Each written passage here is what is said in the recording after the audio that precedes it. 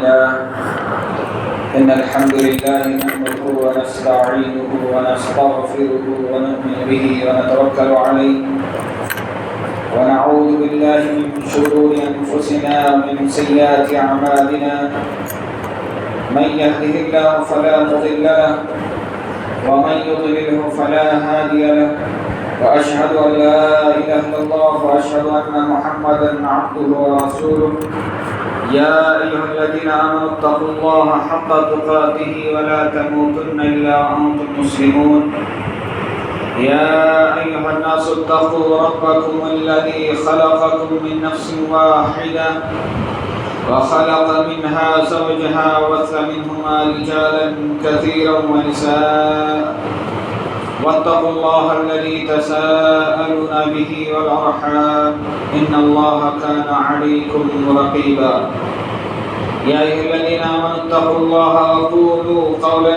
سديدا يصلح لكم أعمالكم ويغفر لكم ذنوبكم ومن يطع الله ورسوله فقد فاز فوزا عظيما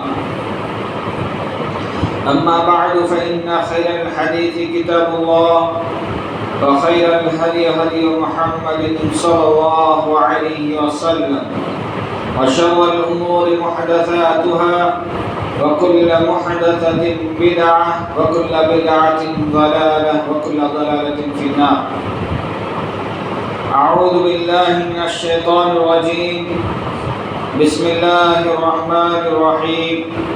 قاف والقرآن المجيد بل عجبوا أن جاءهم منذر منهم فقال الكافرون هذا شيء عجيب أإذا متنا وكنا ترابا ذلك رجع بعيد قد علمنا ما تنقص الأرض منهم وعندنا كتاب حفيظ.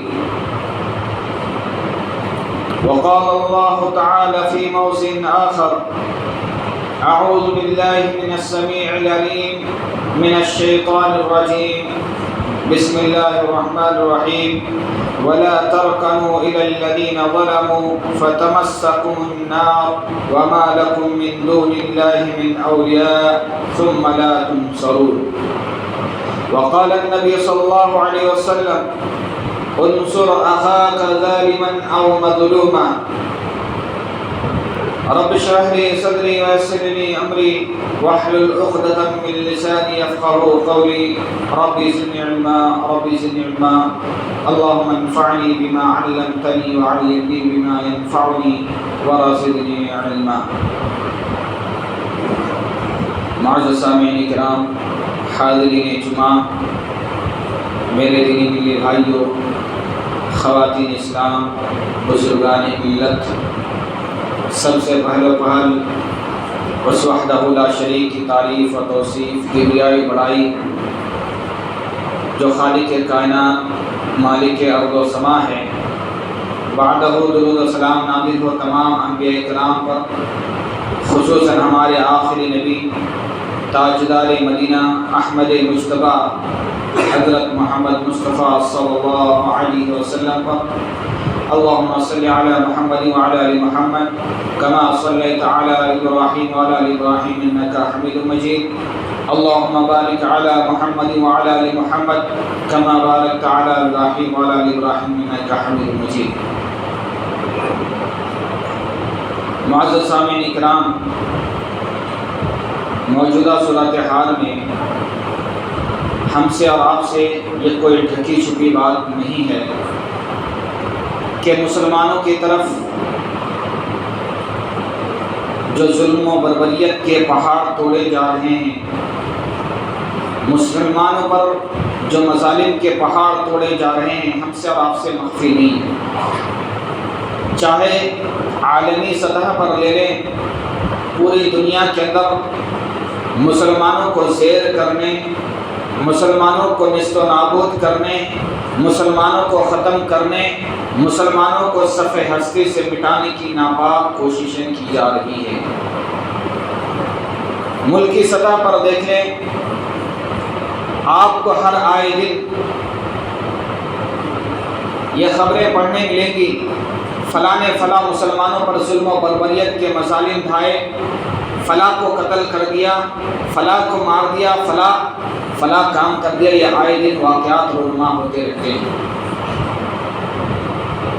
یہ ظلم جو ہے انتہائی خطرناک گناہ ہے، ظلم یہ انتہائی خطرناک گناہ ہے، اور اس کی خطرناکی کا اندازہ آپ خود لگا سکتے ہیں کہ اللہ تبارک و تعالی نے خود اپنے لیے اس کو حرام قرار دیا۔ صحیح مسلم کی روایت میں ہے، 2577 نمبر کی حدیث ہے، اللہ کے نبی کریم صلی اللہ علیہ وسلم نے فرمایا، اللہ تبارک و تعالیٰ کہتا ہے، حدیث قدسی، اللہ تعالیٰ کہتا ہے، انی حرمت الظلم علی نفسی، اے بندو سن لو، غور سے سنو، میں نے اپنے نفس پر ظلم کو حرام قرار دیا ہے، میں نے اپنے نفس پر ظلم کو حرام قرار دیا ہے۔ انی حرمت الظلم علی نفسی وجعلتہ بینکم محرما فلا تظالموا، اور تمہارے درمیان بھی ظلم کو ہم نے حرام قرار دیا۔ آپ یہ سوچ کر کے دیکھیں کہ جس اللہ رب العالمین نے ظلم کو اپنے لیے حرام قرار دیتے ہوں اور پھر وہ بندوں کے لیے حرام قرار دیتے ہوں، تو آپ سوچ سکتے ہیں کہ وہ ظلم کتنا بڑا گناہ ہوگا، کتنے خطرناک جرائم ہوں گے، کتنے خطرناک گناہیں ہوں گے کہ اللہ تبارک و تعالیٰ نے خود اپنے اوپر حرام کیا اور بندوں کے اوپر بھی حرام قرار دیا۔ فلا تظالموا، تم آپس میں ایک دوسرے کے ساتھ ظلم زیادتی نہ کیا کرو۔ یہ ظلم اتنا خطرناک گناہ ہے کہ کل قیامت کے روز یہ اندھیریوں کے شکل میں آئیں گے۔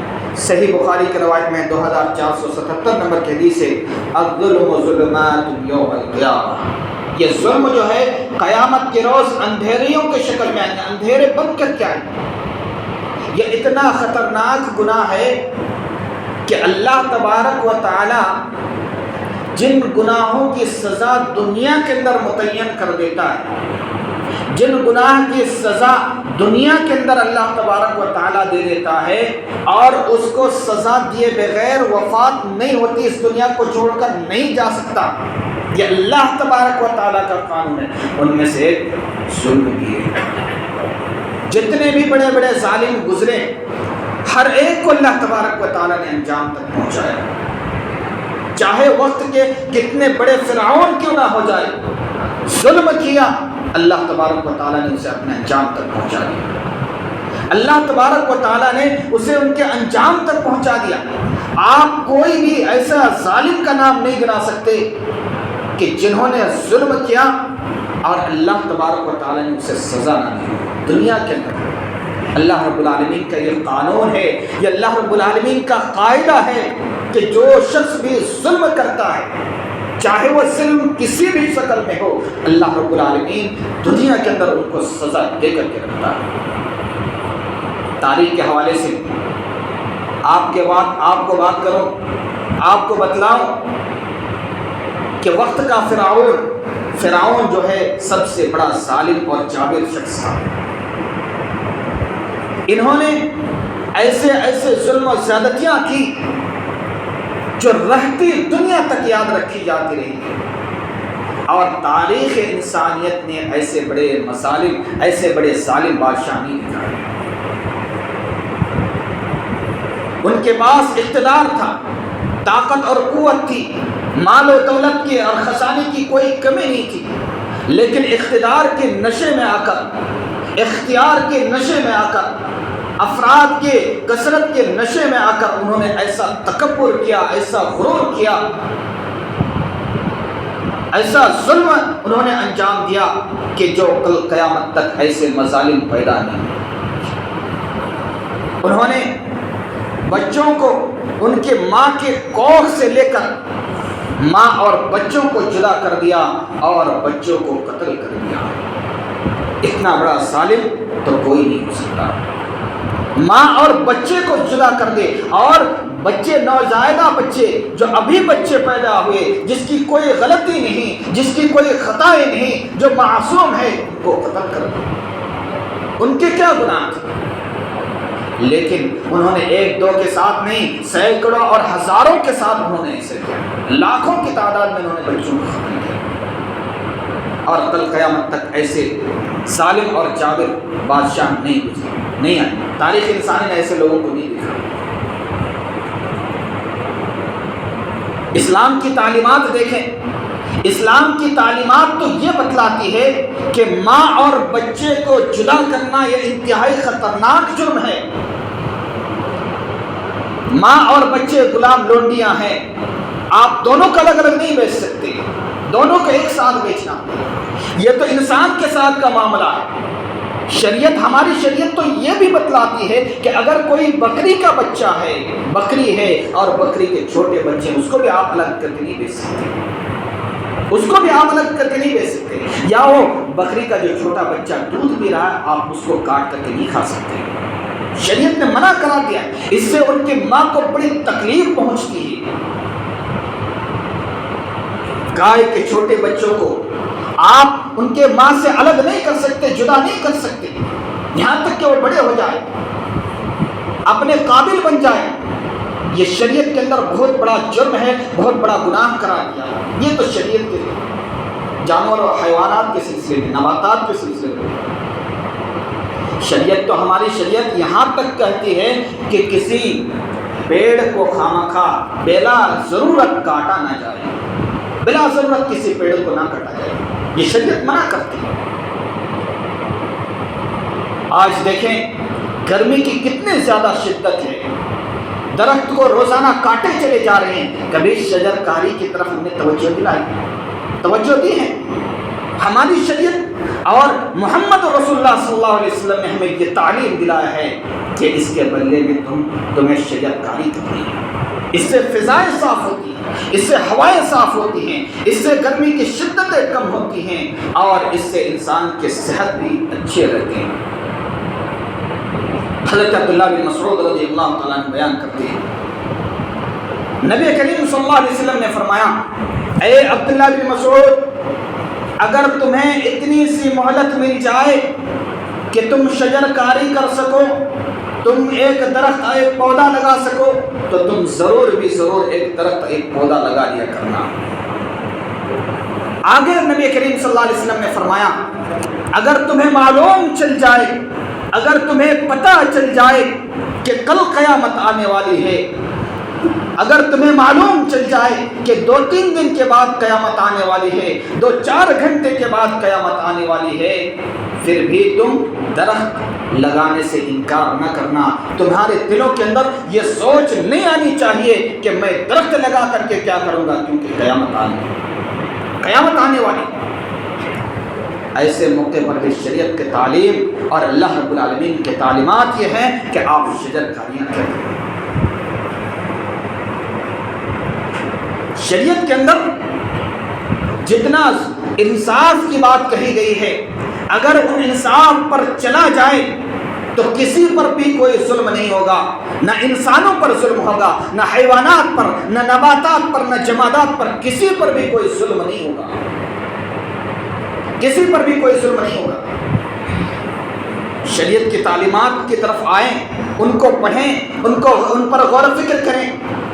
وقت کے فرعون نے کتنے لاکھوں بچوں کا قتل کیا، لیکن اس ظالم کو اللہ تبارک و تعالیٰ نے مظلومین کے سامنے، بنی اسرائیل کے سامنے اسے خط آب کر دیا، اور ان کے جسم کو اللہ رب العالمین نے رہتی دنیا تک کے لیے عبرت کی چیزیں بنا کر کے رکھی، عبرتناک بنا کر کے دیا۔ اللہ رب العالمین نے سورہ یونس آیت نمبر 92 کے اندر بیان فرمایا، فَالْيَوْمَ نُنَجِّيكَ بِبَدَنِكَ، ہم نے ان کے بدن کی حفاظت کی، دنیا والوں کے لیے، دنیا والوں کی عبرت کے لیے ہم نے عبرت کا سامان بنا کر کے ان کو رکھ دیا۔ اگر کوئی انسان ظلم کرتا ہے، کوئی وقت کے جابر اور ظالم شخص اگر کوئی ظلم کرتا ہے، کوئی بھی وہ ظلم کرتا ہے، اللہ رب العالمین اسے انجام تک پہنچا دیتا ہے۔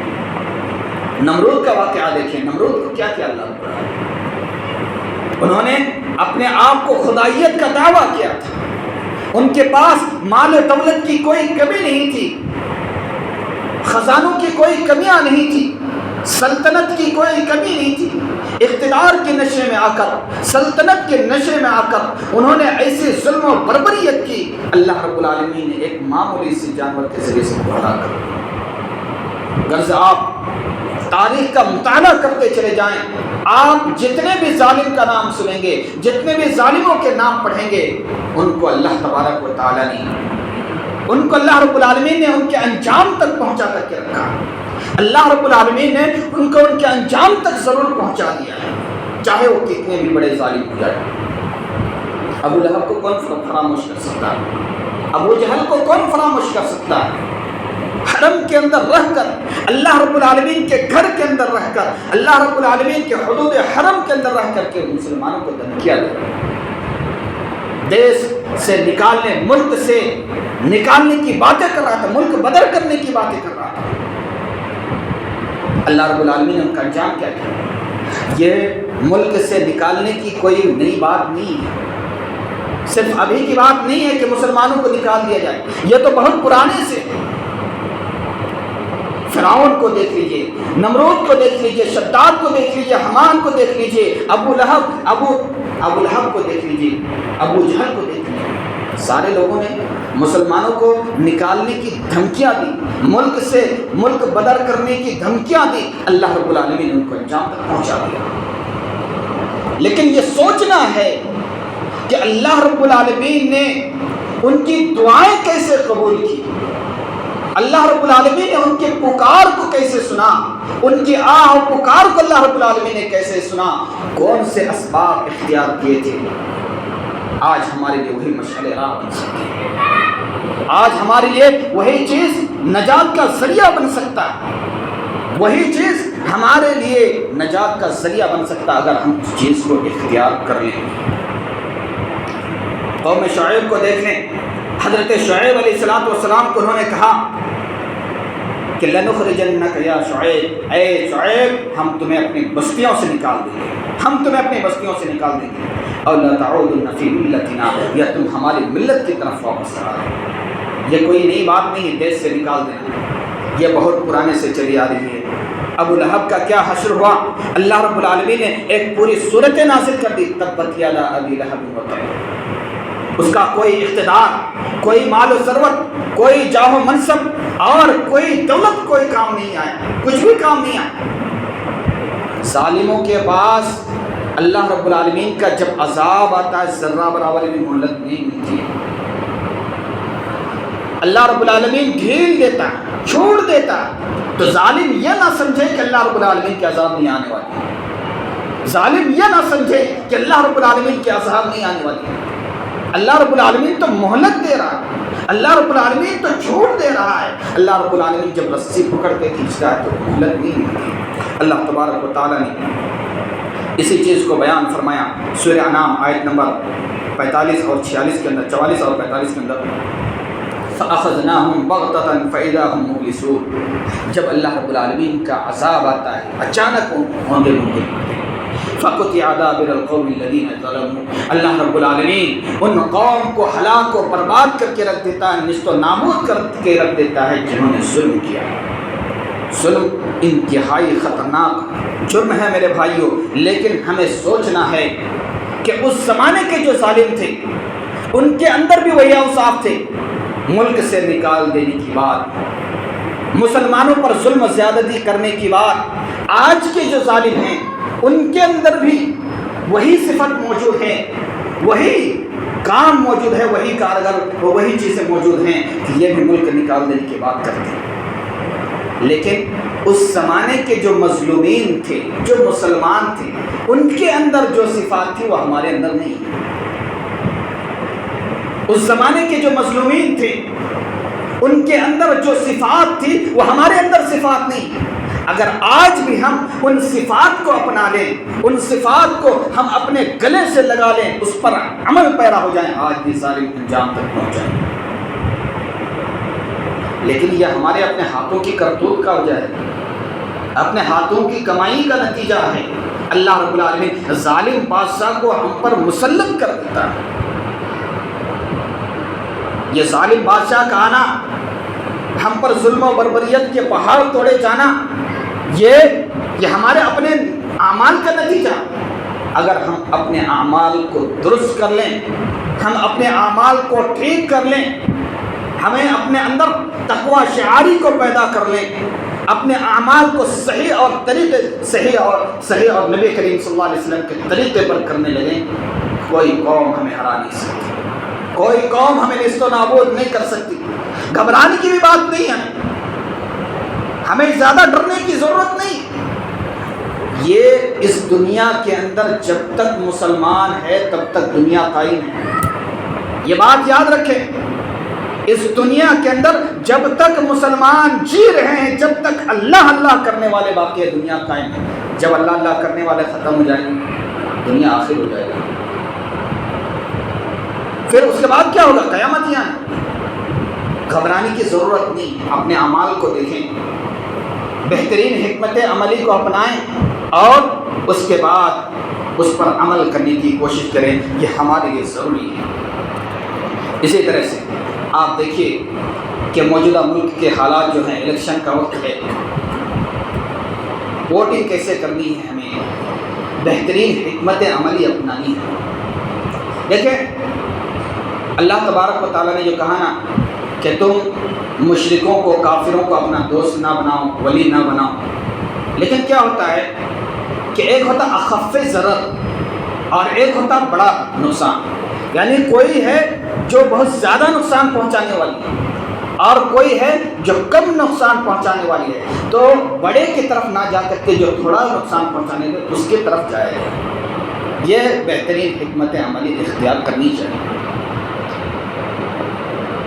اور یہ ہو سکتا ہے کہ آپ کے ووٹ کی ایک قیمت ہمارے مستقبل کو بدل کر کے رکھے۔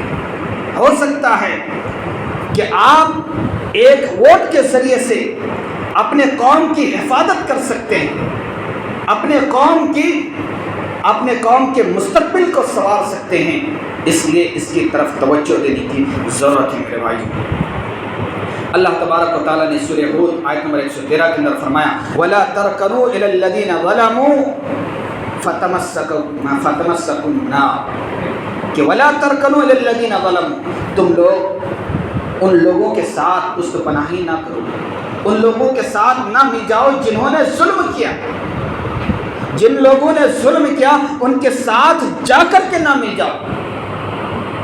فتمسکم النار، ورنہ ایسا ہوگا کہ آگ، جہنم کی آگ تمہیں لپیٹ میں لے گی۔ اگر آپ آج ووٹ کے بدلے اپنے دشمنوں سے ملاقات کر کے نوٹوں کے بدلے میں آپ نے ووٹ کو بیچ دیا، اپنے ضمیر کو فراموش کر دیا، اپنے ضمیر کو فراموش کر دیا، اپنے قوم کے مستقبل کو فراموش کر دیا، تو آپ بہت بڑے خائن کہلائیں گے، آپ بہت بڑے خائن کہلائیں گے، اور آپ کے ایک ووٹ کی وجہ سے آپ گویا کے ظالموں کی مدد کرنے والے شامل کریں گے، آپ کو بھی ظالم کہلایا جائے گا۔ ظلم کرنا جتنا بڑا گناہ ہے، ظلم کا ساتھ دینا بھی اتنا بڑا گناہ ہے۔ اگر کوئی ظلم کر رہا ہے، اگر آپ کے اندر استطاعت، آپ اسے روکیے، ہاتھ سے روکیے، نہیں استطاعت ہے زبان سے روکیے، نہیں استطاعت ہے کم از کم اپنے دل سے تو برا جائیں، لیکن اگر الٹے ہوتے ہوئے آپ ظالم ہی کے ساتھ مل جائیں، ظالم کا ہی ساتھ دے دیں، تو کیا ہوگا؟ آپ خود بھی ظالم قرار پائیں گے، اللہ تعالیٰ آپ کے کہاں سے سنے گا؟ آپ کو بھی اسی طریقے سے اللہ رب العالمین آپ کو بھی ہلاک و برباد کر کے رہیں گے۔ اسی طرح سے اللہ تبارک و تعالیٰ آپ کو بھی نیست و نابود کر کے رکھ دے گا۔ یہاں ایک بات اور بتلا دیں، ظلم کی جب بات کی جاتی ہے تو لوگ سوچتے ہیں کہ جو دوسرے غیر مسلمین ہیں، جو مسلمانوں پر ظلم کرتے ہیں، صرف وہی ظلم مراد ہے۔ نہیں، ہم بھی اپنے نفس پر ظلم کرتے ہیں کہ نہیں؟ فجر کے وقت اپنے بستروں میں سو کر کے فجر کی نماز کو ترک کر کے ہم اپنے نفس پر ظلم کر رہے ہیں کہ نہیں؟ شراب اور منشیات میں کو استعمال کر کے ہم اپنے نفس پر ظلم کر رہے ہیں کہ نہیں؟ اپنے آپ کو ہلاک و برباد کر رہے ہیں کہ نہیں؟ گناہ کا کام کر کے، معصیت کا کام کر کے ہم اپنے نفس پر ظلم کر رہے ہیں کہ نہیں؟ یہ سارے ظلم کے اندر داخل۔ گویا کہ ہم اپنے جان کے اور ہم اپنے نفس کے خود دشمن بنے ہوئے۔ سب سے پہلے تو اس کو سدھارنا ہے، سب سے پہلے تو دوسروں کو سدھارنے کے بجائے اپنے اندر سدھار پیدا کرنی ہے۔ اگر آپ اپنے اندر سدھار پیدا کریں گے اللہ تبارک و تعالیٰ کی مدد آئے گی، نہیں سدھار پیدا کریں گے اللہ رب العالمین کی کوئی مدد نہیں آنے والی، اللہ رب العالمین کی کوئی مدد نہیں آنے والی۔ اگر آپ اپنے اندر سدھار نہیں پیدا کیا، اپنے اندر اپنے اعمال کو نہیں سدھارا، اللہ رب العالمین کی مدد کہاں سے آ جائے گی؟ اس لیے سب سے پہلے ضرورت اس بات کی ہے کہ اپنے نفس کا محاسبہ کریں، اپنے نفس کو ٹٹول کر کے دیکھیں، اپنے اندر ٹٹول کر کے دیکھیں، اپنے اندر جھانک کر کے دیکھیں، کہیں ایسا نہیں ہے کہ ہم اپنے نفس پر خود ہی ظلم کر بیٹھے، جس کے بنیاد پر اللہ تعالیٰ ہماری بات نہیں سن رہا، جس کے بنیاد پر اللہ تبارک و تعالیٰ ہماری دعائیں قبول نہیں کر رہا، جس کے بنیاد پر طرح طرح کے مظالم ہم پر ڈھائے جا رہے ہیں۔ اس چیز کی طرف بھی انسان کو غور و فکر کرنا چاہیے۔ اللہ کے نبی کریم صلی اللہ علیہ وسلم نے فرمایا انصر اخاک ظالما او مظلوما، تم اپنے بھائیوں کی مدد کرو چاہے ظالم ہو یا مظلوم ہو۔ صحابہ کرام رضی اللہ تعالیٰ عنہ میں نے پوچھا کہ اللہ کے نبی کریم صلی اللہ علیہ وسلم یہ نعرہ تو زمانہ جاہلیت کا نعرہ تھا، اس نعرے کا مطلب یہ تھا زمانہ جاہلیت میں کہ آپ کا بھائی ظالم ہو یا مظلوم ہو، ہر حال میں آپ کے بھائی کی مدد کرنی ہے، آپ کے بھائی کی طرف سے لڑنی ہے، چاہے وہ ظالم ہی کیوں نہ۔ اللہ کے نبی کریم صلی اللہ علیہ وسلم نے فرمایا وہ زمانہ جاہلیت والی سوچ اور فکر کو چھوڑو، اس کا مطلب یہ ہے کہ اگر آپ کا بھائی مظلوم ہے تو ان کو مدد کرنی ہی کرنی ہے، لیکن ظالم ہے تو پر بھی ان کی مدد کرنی ہے۔ کیسے؟ ان کے ہاتھ کو روک کر، ظلم سے آپ ان کے ہاتھ کو روکیں، ظلم سے ان کو باز رکھنے کی کوشش کریں، یہی اپنے بھائی کی مدد کرنی ہے، یہی اپنے بھائی کی مدد کرنی ہے۔ اسی لیے نبی کریم صلی اللہ علیہ وسلم نے فرمایا انصر اخاک ظالما او مظلوما، بخاری کی روایت میں ہے 2443 نمبر کی حدیث ہے۔ اس چیز کی طرف انسان کو توجہ جانی چاہیے۔ اللہ تبارک و تعالیٰ نے سورہ مائدہ آیت نمبر 2 کے اندر فرمایا تعاونوا علی البر والتقوی ولا تعاونوا علی الاثم والعدوان، تم نیکیوں کے کام میں، تقوی کے کام میں، بھلائیوں کے کاموں میں ایک دوسروں کی مدد کیا کرو، اور برے کاموں میں، معصیت کے کاموں میں، گناہ کے کاموں میں تم ایک دوسرے کی مدد نہ کیا کرو۔ تمہارے اندر سے کوئی ایسا کام نہیں ہونا چاہیے جس کے ذریعے سے کوئی برا کام ہو رہا ہو۔ آپ کی یہ کوشش ہونی چاہیے، آپ کی یہ فکر ہونی چاہیے کہ ہمارے ذریعے سے شریعت کی کوئی فائدہ ہے، دین اسلام کا کوئی فائدہ ہو جائے، قوم اور ملک اور ملت کی کوئی فائدہ ہو جائے۔ ہماری یہ سوچ ہونی چاہیے، یہ فکر ہونی چاہیے۔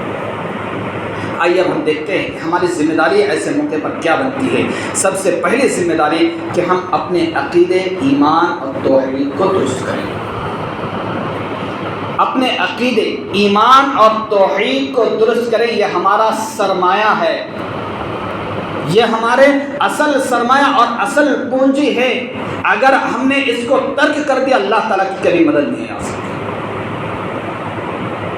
اللہ رب العالمین کی مدد انہی کے بنیاد پر آ سکتی ہے کہ ہم اپنے عقیدے کے اندر سدھار پیدا کر لیں، ہمارا عقیدہ قرآن اور سنت کے مطابق ہو جائے، ہمارے اعمال قرآن اور سنت کے مطابق ہو جائے، تب اللہ تعالیٰ کی مدد آئے گی، ہم اللہ تعالیٰ کے ولی بن جائیں، ہم اللہ رب العالمین کے ولی بن جائیں۔ کیونکہ اگر ہمارے اندر ہمارے عقیدے درست ہوں گے، ہمارے ایمان صحیح ہوگا، ہمارا ایمان بہترین ہوگا، ہم ایمان میں مضبوط کہلائیں گے۔ اگر ہمارا ایمان مضبوط ہوا تو پھر ہم اللہ تعالیٰ کے ولی بن جائیں گے، اور جو اللہ تعالیٰ کا ولی بن جائے تو پھر اسے کوئی نقصان نہیں پہنچا سکتا، اسے کوئی نقصان نہیں پہنچا سکتا۔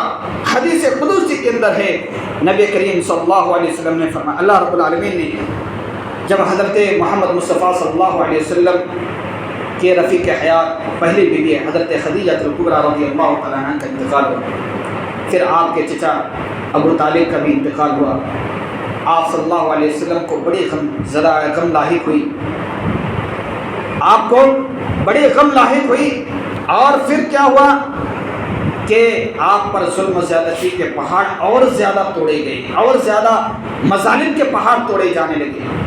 اللہ تبارک و تعالیٰ نے ایسے موقع پر نبی کریم صلی اللہ علیہ وسلم کو حکم دیا تھا، وہی حکم ہمارے لیے مشہور ہے۔ وہی حکم ہمارے لیے مشعل راہ ہے، وہی حکم ہمارے لیے نجات کا ذریعہ ہے۔ اللہ تبارک و تعالیٰ نے فرمایا وَلَقَدْ نَعْلَمُ أَنَّكَ يُضِيقُ صَدْرُكَ بِمَا يَقُولُونَ فَسَبِّحْ بِحَمْدِ رَبِّكَ وَكُن مِّنَ السَّاجِدِينَ وَاعْبُدْ رَبَّكَ حَتَّى يَأْتِيَكَ الْيَقِينُ۔ سورہ حجر آیت نمبر 97، 98 اور 99 کے اندر اللہ تعالیٰ نے فرمایا وَلَقَدْ نَعْلَمُ أَنَّكَ يُضِيقُ صَدْرُكَ۔ اے نبی محمد صلی اللہ علیہ وسلم، ہم جانتے ہیں جو کفار و مشرکین کے جانب سے آپ کو تکلیف پہنچ رہی ہے، جو اذیتیں پہنچ رہی ہیں اور جو تکلیفیں پہنچ رہی ہیں، آپ اس پر صبر کریں، آپ اس کو پرواہ نہ کریں، آپ اس کو اپنے دل پر نہ لیں، اور آپ کو کیا کام کرنا؟ فسبح بحمد ربک، آپ اپنے رب کی تسبیح بیان کریں، آپ اپنے رب کی تسبیح بیان کریں، وَكُن مِّنَ السَّاجِدِينَ، اور سجدہ کرنے والوں سے جائیں، سجدہ کریں، کثرت سے سجدہ کریں، وَاعْبُدْ رَبَّكَ حَتَّى يَأْتِيَكَ الْيَقِينُ، اور کب تک عبادت کرنی ہے، کب تک یہ کام کرنے ہیں؟ جب تک کہ موت نہ آ جائے۔ اگر مرتے دم تک ہم اللہ تبارک و تعالیٰ کو یاد رکھیں، مرتے دم تک ہم اللہ تبارک و تعالیٰ سے اپنا تعلق جوڑے رکھیں، مرتے دم تک ہم اللہ تبارک و تعالیٰ سے اپنا رشتہ استوار رکھیں، کبھی کوئی نقصان پہنچا نہیں سکتا۔ یہ اللہ تبارک و تعالیٰ کا نام، یہ اللہ تبارک و تعالیٰ خود قرآن کریم کے اندر کر رہا ہے۔ اس لیے ہمارا تعلق جو ہے اللہ تبارک و تعالیٰ سے مضبوط ہونا چاہیے، ہمارا جو رشتہ ہے اللہ تبارک و تعالیٰ سے مضبوط ہونا چاہیے۔ کہیں ایسا نہ ہو کہ دوسروں کے باتوں پر آ کر ہمارے رشتے، اللہ رب العالمین سے جو ہمارا رشتہ بنا ہوتا ہے، رشتہ بگڑ جائے، دوسرے طرف چلے جائیں، شرک کی طرف چلے جائیں، بت پرستی میں ملوث ہو جائیں، قبروں پر جانے لگیں۔ یہ ایسا نہیں ہونا چاہیے۔ اسی طرح سے اگر آپ اللہ تبارک و تعالیٰ کے ولی بن گئے، اللہ تبارک و تعالیٰ خود آپ کی حفاظت کرے گا، جیسے کہ حدیث قدسی کے اندر موجود ہے، بخاری کے روایت میں ہے، حدیث نمبر 6502 نمبر کی حدیث ہے، من عاد لی ولیا فقد آذنته بالحرب، جو شخص میرے ولی سے دشمنی کرتا میں اس سے جنگ کا اعلان کرتا ہوں، میں ان کی طرف سے جنگ کرتا۔ اگر آپ اپنے عقیدے اور ایمان کو درست کر لیا، اپنے اعمال کو مضبوط کر لیے، صالح اعمال کرتے رہے، آپ اللہ کے ولی بن گئے، آپ کو لڑنے کی ضرورت نہیں ہے، اللہ تبارک و تعالیٰ آپ کی جانب سے لڑے گا، اللہ تبارک و تعالیٰ آپ کی جانب سے کافی ہو جائے گا۔ اور دوسری حدیث کے اندر، ترمذی کے اندر 1395 نمبر کی حدیث ہے، لَزَوَالُ الدُّنْيَا أَهْوَنُ عَلَى اللَّهِ مِنْ قَتْلِ الْمُؤْمِنِ، اللہ تبارک و تعالیٰ کو یہ بات سب سے زیادہ آسان ہے کہ پوری دنیا کو ہلاک و برباد کر دے ایک مومن کے قتل سے۔ ایک مومن کا قتل ہونا اللہ رب العالمین کو اتنا ناگوار ہے، اتنا زیادہ ناپسندیدہ ہے کہ پوری دنیا کو ہلاک کر دینا، پوری دنیا کے سارے ساز و سامان، ساری چیزوں کو ہلاک کر دینا، یہ اللہ تبارک و تعالیٰ کی آسان ہے۔ یہ کن لوگوں کے لیے؟ جو ولی ہیں اللہ تعالیٰ کے، جو اللہ رب العالمین کی عبادت کرنے والے ہیں۔ اور اسی طرح سے حدیث ولی ہی کے اندر موجود ہے، آخری ٹکڑے میں، کہ مجھے کسی کام کے اندر تردد نہیں ہوتا، اتنا زیادہ، اتنا برابر بھی تردد نہیں ہوتا، سوائے مومن کے موت کے، سوائے مومن کے موت کے۔ یعنی مومن جو ہوتا ہے مرنا گوارا نہیں کرتا، ان کو تکلیف ہوتی ہے، مرنے میں ان کو تکلیف ہوتی ہے، اس سے اللہ تبارک و تعالیٰ کہتا ہے کہ مجھے اس کام میں تردد ہوتا ہے، لیکن اس کے ذریعے سے مومنین ہی کی بھلائی ہوتی ہے۔ لیکن جو ذرہ برابر تردد ہوتا ہے مومن کو، اتنا بھی تکلیف مومن کے لیے گوارا نہیں ہے اللہ رب العالمین۔ کیا سمجھتے ہیں؟ اگر ہم اپنے اعمال کو سدھار لیں، اللہ رب العالمین ہماری جانب سے کافی ہوگا کہ نہیں؟ اور آگے اللہ کے نبی کریم صلی اللہ علیہ وسلم نے فرمایا حدیث ولی کے اندر کہ اگر بندہ فرائض کے ذریعے سے میرا قرب حاصل کرتا ہے اور سنن و نوافل کے ذریعے سے میرے محبت کو اختیار کرتا ہے، اور جب کوئی بندہ سنن اور فرائض کے پابندی کرتا ہے، میں اس کا محبوب بن جاتا ہوں، میں اس کا قریبی بندہ، میں اس کا قریب بن جاتا ہوں، میں اس کا کان بن جاتا ہوں جس سے وہ سنتا ہے، میں اس کا آنکھ بن جاتا ہوں جس کے ذریعے سے وہ دیکھتا ہے، میں اس کا ہاتھ بن جاتا ہوں جس کے ذریعے سے وہ پکڑتا ہے، میں اس کا پیر بن جاتا ہوں جس کے ذریعے سے وہ چلتا ہے۔ اس حدیث کا مطلب ہرگز یہ نہ لیا جائے کہ وہ اللہ رب العالمین کا ہاتھ ہو گیا، اللہ رب العالمین کا ایسا نہیں، بلکہ اللہ رب العالمین نے جو یہ بیان فرمایا کہ میں اس کا آنکھ بن جاتا ہوں، یعنی میں اسے اچھی چیز بھلی چیز دیکھنے کی توفیق دیتا ہوں، میں اس کا ہاتھ بن جاتا ہوں، مطلب میں اسے اچھی چیز پکڑنے کی توفیق دیتا ہوں، ان کا پیر بن جاتا ہوں، مطلب میں اسے اچھے کام کی طرف چلنے کے لیے ان کو توفیق دیتا ہوں، یہ مطلب ہے۔ اور اگر ہم ولی بن گئے تو اللہ تبارک و تعالی ہمارے طرف سے کافی ہو گیا، اللہ رب العالمین ہمارے طرف سے جنگ لڑنے کے لیے تیار ہو جائے، پھر ہمیں کسی چیز کی کوئی فکر نہیں ہوگی۔ اللہ ولی کیسے بنتے ہیں؟ اللہ رب العالمین نے سورہ یونس آیت نمبر 62 اور 63 میں اندر فرمایا کہ الا ان اولیاء اللہ فلا لا خوف علیہم ولا هم يحزنون، کہ اللہ رب العالمین کے جو ولی ہوتے ہیں نہ کبھی ڈرتے ہیں اور نہ ہی اس پر کوئی غم زدہ غم طاری ہوتا ہے۔ الذین آمنوا وکانوا یتقون، یہاں پر بھی بیان فرمایا جو لوگ ایمان لے کر کیا تقوی اختیار کیا۔ تقوی بڑا جامع الفاظ ہے، تقوی جو ہے یہ بڑا جامع الفاظ ہے، اس کے اندر بہت ساری چیزیں آ جاتی ہیں، ہر وہ چیز جو اللہ تبارک و تعالیٰ سے انسان کو جوڑے رکھے تقوی پرہیزگاری کے ساری، اس چیز کی طرف کوشش ہونی چاہیے۔ اور دوسری چیز ہمیں خدمت خلق بھی کرنا ہے، جہاں پر مسلمانوں کو پریشان زیادہ کیے جا رہے ہیں، خدمت خلق کا مظاہرہ کریں، حکمت عملی کا استعمال کریں، اپنے اچھے اخلاق کا مظاہرہ کریں۔ آپ یاد رکھیں کہ نبی کریم صلی اللہ علیہ وسلم کے نبی بنائے جانے سے پہلے بھی آپ صلی اللہ علیہ وسلم کتنا زیادہ خدمت خلق کیا کرتے تھے، کتنے بہترین اخلاق کے مظاہرے کیا کرتے تھے۔ اور اسی طرح سے جب حضرت ابو بکر صدیق رضی اللہ تعالیٰ عنہ ہجرت کر کے مکہ سے ہجرت کر کے مدینہ منورہ جا رہے تھے تو ایک کفار ایک مشرک آ کر کے ابن تغنہ نام کے شخص آ کر کے کہتا ہے کہ آپ جیسے ہستی مدینہ مکے سے باہر نہیں جا سکتے، ہم آپ کی طرف سے لڑیں گے۔ یہ ہونا یہ چاہیے، ہمارے اخلاق یہ بتلانے چاہیے، ہمارے اخلاق ایسے ہونے چاہیے کہ ہمارے جانب سے کفار و مشرکین آپ کے کھڑے ہو جائیں، ہمارے دشمن سے لڑنے کے لیے کھڑے ہو جائیں، ایسا ہونا چاہیے ہمارے خلاف۔ اسی طرح حکمت عملی کو بھی اختیار کرنا چاہیے، حکمت عملی کو اختیار کرنا یہ بھی ضروری چیزیں، اس کے بغیر کوئی کام نہیں بنتا۔ ایک مرتبہ حضرت حذیفہ بن یمان رضی اللہ تعالیٰ عنہ غزوہ خندق کے موقع پر جب اللہ تبارک و تعالیٰ نے بہت تیز آندھی اور طوفان بھیجا جس کے ذریعے سے کفار و مشرکین کے لشکر تتر بتر ہو گئے، ان کے ساز و سامان اکھڑ گئے، ان کے جو گھرے بنائے تھے، جو چھوٹی چھوٹی چیزیں بنائے تھے، سارے کے سارے بکھر گئے۔ اللہ کے نبی کریم صلی اللہ علیہ وسلم نے حضرت حذیفہ بن یمان رضی اللہ تعالیٰ عنہ کو بھیجا کہ جاؤ جا کر کے ان کی خبر گیری کر کے آؤ۔